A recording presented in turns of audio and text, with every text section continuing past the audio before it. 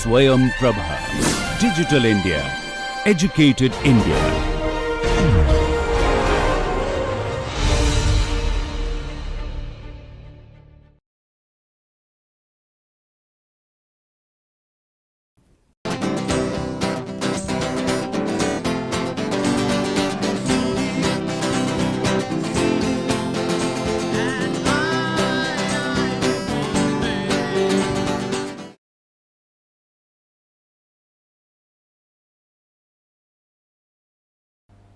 Today lectures I am going to talk about phenomenal consciousness, qualia and quiening qualia. The phenomenal consciousness plays vital role in philosophy of mind. The phenomenal consciousness is one of the most important aspect of explaining the concept of mind, because the phenomenal consciousness cannot be explained in terms of physicalistic or mechanistic way. Even if some philosophers and some scientists they are trying to explain it, but those explanations are not acceptable. Why it is not acceptable, and I will be discussing in these lectures. As we know that conscious experience not only refers to the psychological concept of mind, but also refers to the phenomenal concept of mind. The phenomenal concept of mind as conscious experience and of a mental state as a consciously experienced mental state, and the psychological concept of mind as the causal or explanatory basis of behavior. But according to the psychological concept of it matters little whether a mental state has a conscious quality or not. Here we find a fundamental distinction between both the conceptions. According to the phenomenal concept of mind, mind is characterized by the way it feels, and on the psychological concept of mind is characterized by what it does. For Chalmers, this distinction between psychological and phenomenal mind is absolutely necessary. Here he remarks, I quote, I will sometimes speak of the phenomenal and psychological aspect of mind, and sometimes of the phenomenal mind and the psychological mind. At this early stage, I do not wish to beg any question about whether the phenomenal and the psychological will turn out to be the same thing. According to Chalmers, every phenomenal state is a psychological state, in that it plays a significant role in the causation and explanation of behavior, and every psychological state has an intimate relation to the phenomenal concept of mind.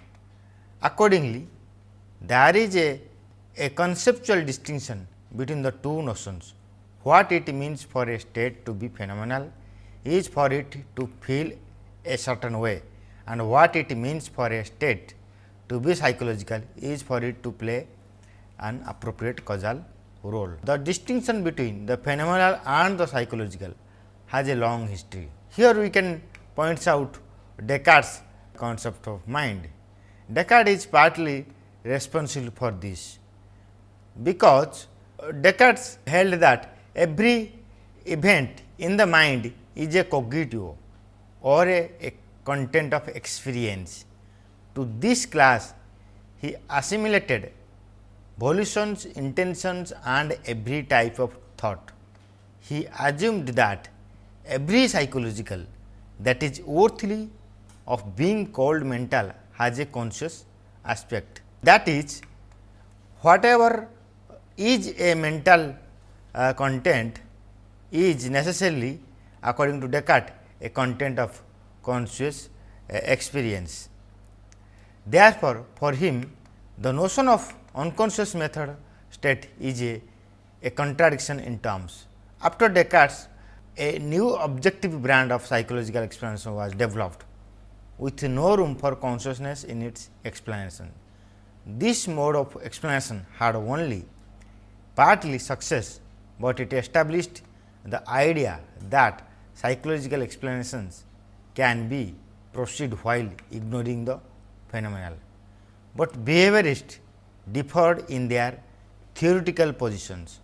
Some recognized the existence of consciousness, found it irrelevant to psychological explanations, and some denied its existence altogether. Many went further, denying the existence of any kind of mental state. Behaviorists in general accepted that the mental states are irrelevant in the explanation of behavior, which could be carried out entirely in external terms. The move from behaviorism to computational cognitive science for the most preserved the idea that there are no two intentional mental states, although the move brought back a role for internal states, which could even be called mental state, and there was nothing particularly phenomenal about them. These states were admissible precisely on the grounds of their role in the explanation of behavior. The concept of mental, therefore, was taken to be synonymous with psychological. This explanation of phenomenal concept of leaves it unclear why there is anything phenomenal at all. According to him, there is no great mystery about how a state might play a causal role, but what is truly mysterious is why that state should feel like something, why it should have a phenomenal quality at all. In Chalmers' word, we can see, I quote, "There is no great mystery about how a state might play some causal role, although there are certainly technical problems there for science. What is mysterious is why that state should feel like something, why it should have a phenomenal quality. Why the causal role is played and why the phenomenal quality is present are two entirely different questions. The functionalist analysis denies the distinction of these questions and therefore to be unsatisfactory. The phenomenal concept deals with the first person aspect of mind, while psychological concept deals with the third person concept of mind. The dualism between the phenomenal and the psychological is the fact that the dualism between the first person and the third person perspective of the mind. Let us see the first person and the third person perspective of mind. The double aspect of mind or mental terms are psychological and phenomenal. The concept of pain provides a clear example. The term is often used to name a particular sort of unpleasant phenomenal quality.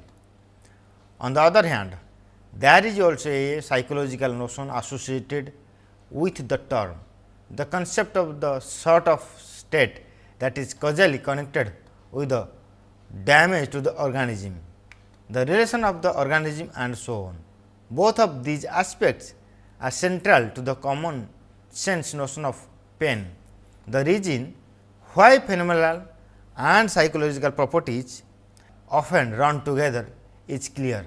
It is because the relevant properties tend to co-occur when the processes resulting from tissue damage leading to discomfort take place.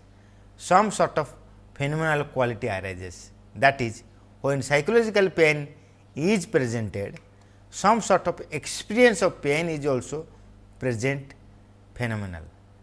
Chalmers says that it is not a conceptual truth that the processes should be accompanied by the phenomenal quality, but it is a fact about the world. Once we have this state of co-occurrence of properties in everyday situations, it is natural that our everyday conception of things will bind them together. From the above discussions, we find that many mental concepts lead a sort of double life. For example, perception can be taken as a psychological process involving cognitive response to the environment. On the other hand, it may also be taken phenomenally involving the conscious experience of what it is perceived. Chalmers holds that some of these concepts lean more strongly toward the phenomenal and some lean toward the psychological. The concept of sensation, which is close to the concept of perception, has both phenomenal and psychological components.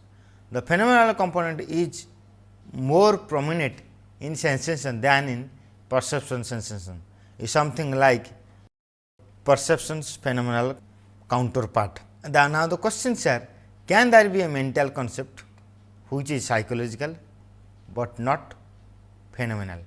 That is, again, is it the case that the psychological and the phenomenal are factually co-occurrent, but are independent causally? Chalmers endorses the factual co-occurrence of the psychological and phenomenal, but not their necessary relation. It is evident in his analysis the propositional attitudes like beliefs, desire, etc. In the case of propositional attitudes, the central feature of these mental state is their semantic content or intentionality. Phenomenal experience thus is not directly associated with a propositional attitude. However, a belief, though psychological, is still a state unconscious such that, as Searle says, the intentional content of a belief depends entirely on the associated state of consciousness that the belief can bring about. Without consciousness, all that is present is as if intentional. What Searle intends to say is that the belief is always associated with consciousness, because non-conscious machines have no beliefs. A conscious mind alone has the capacity of intentionality about the world. Chalmers argues with Searle on the analysis of propositional attitudes. Chalmers has shown that all mental states have a psychological and a phenomenal aspect, and we need not legitimate which is primary, although a strong case might be made for a psychological analysis. There is no aspect of this state that outstrips both the psychological and the phenomenal. Thus, psychology and phenomenology together constitute the central aspect of the mind. In spite of togetherness between phenomenology and psychology, we cannot identify the phenomenal with the psychology. There are two distinct aspects of the mind. The phenomenal is picked out as the experience that tends to accompany psychological. We can coherently imagine a situation in which the phenomenal quality occurs without the psychological properties. This distinction between the phenomenal and the psychological is source of the distinction between the easy and the hard aspect of the human mind. Why it is easy and why it is hard? It is easy because it is a phenomenal consciousness. It is a conscious experience which cannot be explained in the functional terms. It is hard because it cannot be explainable in the phenomenal consciousness. It is easy because it can be explainable in the scientific way, and if it is explanation in the scientific way, then it is a easy problem. But actually, the problem of consciousness is one of the hard problem of consciousness according to David Chalmers. Let us see the phenomenal consciousness. As we have seen, mental terms are dual in nature. There are two concepts of consciousness: psychological consciousness and phenomenal consciousness. One may put forward an explanation of consciousness by emphasizing the phenomenal quality of consciousness, but will end by giving an explanation of some aspect of psychological consciousness, such as the ability to introspect to think and to perceive, etc. There are varieties of psychological consciousness such as awareness, introspections, self consciousness, attention, voluntary content, knowledge, and many other mental states. These are holds that all largely functional notions, and this can be seen from a psychological perspective, although many of them are associated with the phenomenal state. It is clear that there is a phenomenal and a psychological property in the vicinity of each of these concepts. The phenomenal and the psychological properties in the vicinity of these notions tend to occur together, but as with other mental concepts, they should not be conflated. We should also be careful not to conflate the phenomenal sense of these terms with phenomenal consciousness in general.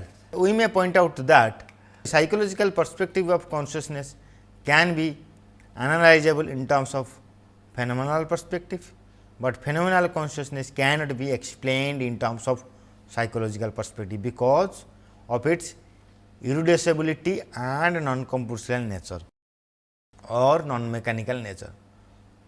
For Chalmers, the reductive explanation of consciousness is not possible because consciousness cannot be logically supervenient on the physical.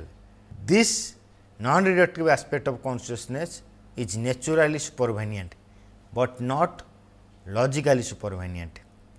Chalmers writes that to make the case against reductive explanation, we need to show that consciousness is not logically supervenient on the physical.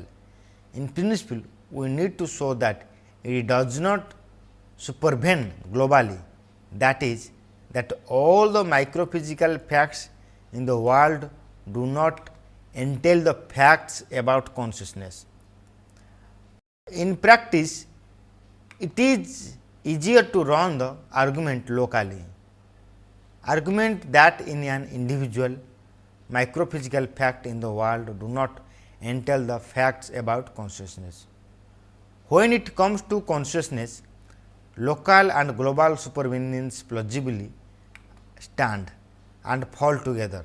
So, it does not matter much which we run the argument if consciousness supervenes at all.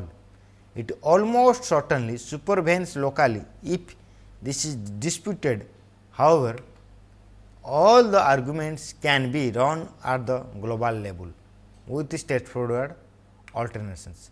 This is because the phenomenal property of consciousness makes it different from all other properties. If phenomenal consciousness would have been logically supervenient on the physical body, then it would have been functionally identical with the latter.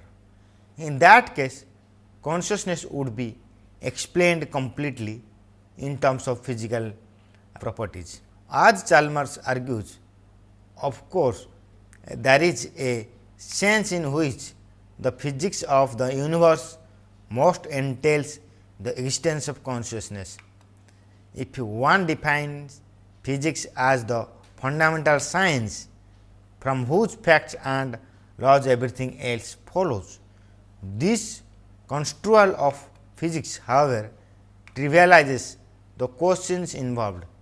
If one allows physics to include theories developed specially to deal with the phenomena of consciousness, unmotivated by more basic considerations, then we may get an explanation of consciousness, but it will certainly not be a reductive one. For our purpose, it is best to take physics to be the fundamental science developed to explain observations of the external world. If this kind of physics entails the facts about consciousness without invoking consciousness itself in a crucial role, then consciousness would truly be reductively explained. For the reason David Chalmers have given, there is a good reason to believe that no such reductive explanation is possible. Therefore, one cannot reduce facts about consciousness to physical facts and cannot explain the occurrence of consciousness. Chalmers argues that there is little hope that a purely physicalist or materialistic theory can explain consciousness at all, especially the phenomenal or qualitative aspect of consciousness. We may say that our knowledge of consciousness comes from our experience and not from external observations. The existence of the external world is not enough for us to assume the existence of conscious experience. It is only the first person experience of consciousness which possesses the problem of non-computationality in consciousness. Therefore, it is subjective character of experience which is not analyzable through any explanatory systems of functional state or human behavior. If it is logically supervenient, there would be no such epistemic asymmetry. A logical supervenient cannot be detected straightforwardly and there is no special role for the first persons. Therefore, it is subjective character of experience which is not analyzable through any explanatory system of functional states or human behavior. If it is logically supervenient on this, then there would be no such epistemic asymmetry. A logical supervenient can be deleted straightforwardly and there is no special role for the first person case. Chalmers shows that consciousness is a first person phenomena and cannot be inferred or defined from the physicalistic or mechanistic way. This is because there is a gap between physical level and the level of conscious experience. Consciousness cannot be explained reductively because it can be explained in its own terms, because the conscious mental states as distinguished from the physical facts have a subjective aspect. For example, the mental state of pain which is not the same as the state of the brain. Since there is subjective experience of pain is not explainable in terms of the computational functions of the brain. Thus, conscious experience can be reductively explained in terms of physical and functional laws of the brain. Now, we have to see the concept of qualia and how qualia is explaining in the phenomenal consciousness, because the conscious experience is nothing but the phenomenal qualia. The term qualia means the qualitative character of experience. Every experience has a distinct qualitative character. The subjective or qualitative feel of a conscious experience is characterized as something which is organisms necessarily have in order to be conscious. Thus, qualia are the qualitative subjective experience of mental state and the properties of conscious experience. Now, the question is, are these subjective experiences or qualia real? It is a controversial question among philosophers whether qualia are definable in functional terms and whether qualia are the psychological states of the brain. The most important argument is that qualia are the functional states of the brain and thus are real only as the physical state of the brain. Opposed to this is the argument that qualia are the qualitative feel of the conscious states and so are subjective in character. Subjective experience thus have qualia inherent in them. In other words, an experience is a conscious experience if and only if there is some raw feel in which is subjective. Qualia are experiential properties of sensations, feelings, perceptions or the way it feel to have a pain or the way it feels to see. According to Ned Block, the qualia or qualia that include the ways it feels to see, hear and smell, the way it feels to have a pain, more generally what it is like to have mental states. Qualia are experimental properties of sensations, feelings, perceptions and thought and desire as well also. The first person experience such as pain, color, sensation and the sensation of touch and smell etc. are the qualitative experience of mental states. These mental states are the common stuff of mind. For example, in having the smell of flower or the taste of ice cream, we have subjective experience of these things, but we cannot describe them because these experiences have a distinctive phenomenal character. Our color experience are such that there is something like to have them with a phenomenological image. A qual is thus a mental state that has the property of being a phenomenal experience. Qualia constitute the essence of conscious states. For example, the qualia pain is the feeling of a pain rather than a mere bodily sensation. Thus, the qualia are the raw feeling association with the conscious state.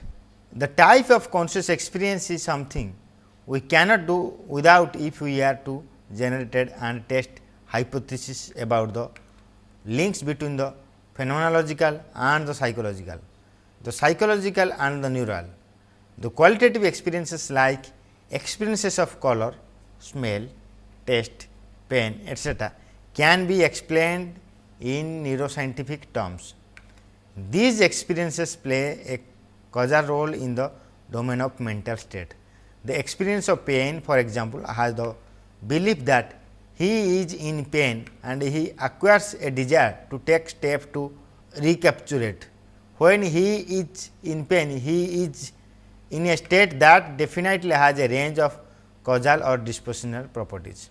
However, in addition to their functional role, the qualitative experiences have a characteristics phenomenal field called qualia. Searle argues that every conscious state has certain qualitative field to it. For example, the conscious experience of tasting beer is very different from hearing some music and from smelling a rose or watching a movie. Both of these have a different qualitative character. Hence, there are the different qualitative features of conscious experiences. Thus, qualia constitute the essential properties of conscious experiences. That is why one cannot derive pleasure of drinking beer by listening to music or the pleasure of witnessing sunset by smelling a rose. That is a logical, not an empirical truth, and Chalmers characterized it as the subjective quality of experience. A mental state is conscious if there is something it is like to be in that mental state. To put it another way, we can say that a mental state is conscious if it has a qualitative field or a qualitative experiences. These qualitative fields are also known as phenomenal qualities or qualia for short. The problem of explaining these phenomenal qualities is just the problem of explaining consciousness. According to Chalmers, phenomenally conscious states are not functional states, but can be realized through our experience, like the experience of red. The phenomenal consciousness does not supervene metaphysically on low level facts. That is to say, even though two functional states are isomorphic, they differ in phenomenal consciousness. An experience or other mental entity is phenomenally conscious only when there is something to be like to be that state. For example, perceptual experiences like tasting, seeing, feeling, etc. are cases of such experiences.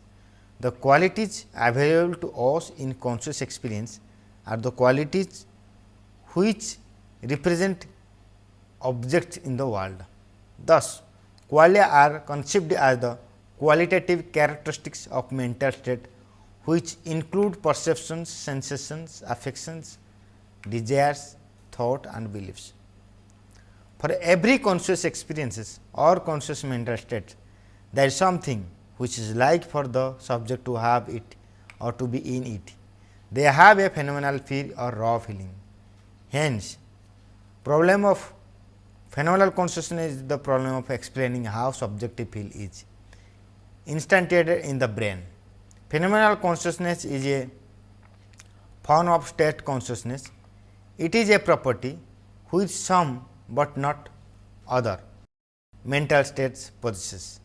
Specifically, it is a property which mental states have when it is like something to undergo them, and phenomenally conscious states have distinct subjective feels, and some would say they have qualia. Phenomenal conscious properties are experiential properties. For example, we have phenomenal conscious states what we see, hear, smell, taste and have pains. These properties are the experimental properties of sensations, feelings and perceptions and thoughts, etc. Thus, the phenomenal feature of the mind is characterized by what it is like for a subject to have that feature. Phenomenal experience is not merely a succession of qualitative distinguished sensory ideas, but rather the organized cognitive experience of a world of objects and of ourselves as subject within that world. However, according to the functionalist, minds are complex arrangement of functional states, states that bear the right kinds of causal relation to one another and to inputs and outputs.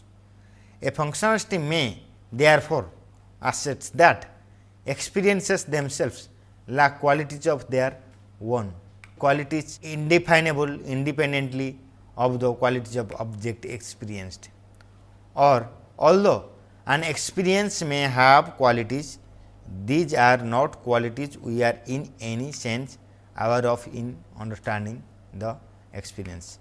This subjective quality of experience or qualitative experience is very difficult to get from the psychological aspect of mind, and this distinction is very applicable to philosophy of mind. It is because there is a phenomenal and psychological distinctions.